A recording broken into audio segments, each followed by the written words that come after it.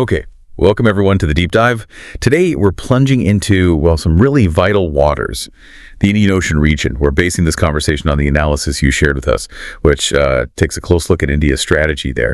Our mission really is to unpack the key drivers, the big challenges, and how India is actually approaching this goal of becoming a major maritime power, a security provider in this incredibly strategic area. Absolutely. And look, to even start understanding India's strategy, you first have to get why the Indian Ocean matters so much globally right now. It's way more than just the big patch of blue. It's fundamentally the main artery for global trade, for energy flow. Yeah, the material you provided really hammers this home. It mentions, over 80% of the world's maritime oil trade goes to the Indian Ocean. And those critical choke points, places like Hormuz, Bab el-Mandeb near the Red Sea, Malaga heading to the Pacific, that they're either right in the IOR or directly connected.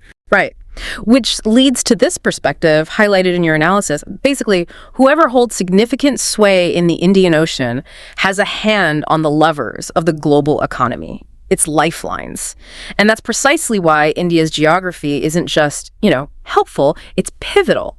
It's hard to overstate that centrality, isn't it? Your analysis points out something pretty stunning. 9 out of every 10 barrels of crude oil going to East Asia pass right by India. And then there's India itself, huge coastline, over 7,500 kilometers, 12 major ports, more than 1,300 islands dotted across the place. It's sitting right smack in the middle of all this movement. And that geographical reality, it's really driving a fundamental shift in India's strategic thinking. That comes through clearly in the analysis you shared. Okay, so let's look at that shift. What did your analysis tell us about how that strategic mindset is changing? How are they thinking differently? Well, one key phrase that pops up, I think it was from their 2015 Maritime doctrine, was this idea of moving from a buyer's navy to a builder's navy.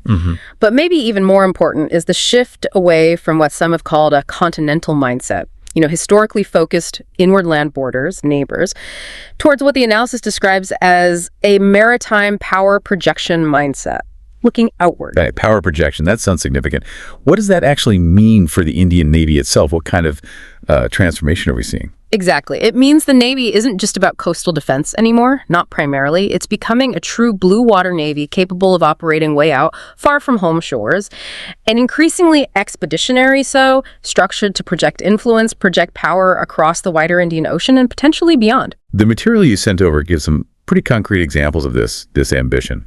You see it with the INS Vikrant, their first domestically built aircraft carrier, and apparently plans for second, the INS Vishal. And this focus on places like the Andaman and Nicobar Command, which I thought this was vivid, the analysis calls India's unsinkable aircraft carrier. That phrase is powerful, isn't it? It really highlights the strategic thinking, using those island chains almost like forward bases to extend India's reach quite significantly. And this whole strategic pivot, it's backed up by initiatives mentioned in your analysis, like Mission Sagar, that's more about humanitarian aid and security outreach. Then there's Sagarmala, boosting port infrastructure back home. And the wider Indo-Pacific Oceans Initiative, which is more about setting a framework for cooperation in the region. Okay, so India's definitely building up, recalibrating its focus outwards. But of course, this region isn't an empty stage. Your analysis points very clearly to a major challenge India is facing: China's growing presence there. Yes, the material you shared is quite direct about this. China's expanding naval footprint, its economic activities, it's seen as the primary challenge for India in the IOR. And it's framed as more than just, securing trade routes. It's described as deliberate strategic posturing. We hear that term string of pearls a lot, this idea of a network of Chinese-funded ports, facilities, kind of encircling India, or at least across the ocean. Your analysis mentions specific examples like Gwadar in Pakistan, Hambantota in Sri Lanka, and of course the big naval base they have in Djibouti. And it's not just the fixed bases. The analysis also mentions things like Chinese research vessels operating pretty close to India's exclusive economic zone. That's that 200 nautical mile zone where India has special resource rights. So this steady growing presence, it forces India into a complex balancing act.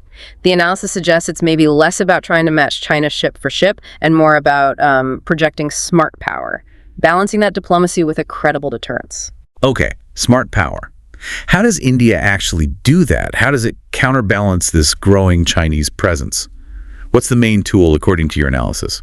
It really points towards partnerships as the cornerstone. India is actively trying to build this network of relationships to bolster its own influence, yes, but also to offer other countries in the region alternatives. And the QUA is a prime example here, right? Yeah. India, the US, Japan, Australia working together. Absolutely. The QUA is highlighted as, a really important framework. But these partnerships aren't just talk shops. They involve real military cooperation. Your analysis points to major naval exercises, Malabar with the US and Japan, Varuna with France, the big multilateral Milan exercise. And it makes a point of saying these are tactical, not just photo ops. They involve complex joint operations, building real interoperability. Okay, so beyond the big names like the QUA and those exercises, what other partnerships does the analysis flag as important parts of India's strategy? Well, there's the India-France Indo-Pacific roadmap mentioned, covering security but also economic stuff. There's the development work on Agalega Island with Mauritius that gives India a useful strategic foothold further south. And various trilateral dialogues like with Australia and Indonesia or Japan and Australia. But one really interesting point your material brings out is India's focus on capacity building for smaller IOR nations. Think Maldives, Madagascar, Seychelles, right across the region. Capacity building. What does that actually look like, and why is it singled out as a key insight? It means things like offering training to their navies or coast guards, providing patrol boats or surveillance gear, sharing maritime intelligence, doing joint patrols. Your analysis kind of frames this as India offering a different model compared to, say, China's big infrastructure projects that sometimes come with a lot of debt. It's about helping these countries help themselves secure their own waters. By doing that, India builds goodwill, it gains operational access sometimes, and it creates this network of security partners. It's more collaborative. That collaborative angle definitely sounds like part of that smart power idea we talked about. So looking ahead then, based on the analysis you provided, what does it say are the really crucial things India needs to focus on? The strategic imperatives for the future. The analysis lays out about 5 key priorities as I read it. First, keep expanding naval force projection. So yes, more carriers eventually, more submarines, better surveillance to cover that huge area. And second, fortifying those island chains we mentioned, the Andamans, Lakshadweep. Really developing them as strategic outposts. Exactly. Third, doubling down on maritime diplomacy. Actively using those offers infrastructure help, training, joint ops to really deepen partnerships and build India's influence, its soft power. Makes sense. And fourth, investing heavily in what's called Maritime Domain Awareness MDA, using all the tech satellites, drones, AI to get a much better real-time picture of everything happening out there on the water. Okay. Awareness is key. And the fifth priority. This one's maybe the most strategic in a different sense. It's about promoting an Indian maritime narrative. The analysis argues India needs to actively own the story of the Indian Ocean, shape how the world sees the region, and crucially, try to avoid having the IOR viewed only through the lens of, say, US-China competition, define it on its own terms with India central. Interesting. So stepping back from the details, what's the sort of core takeaway from this analysis of India's strategy in the Indian Ocean?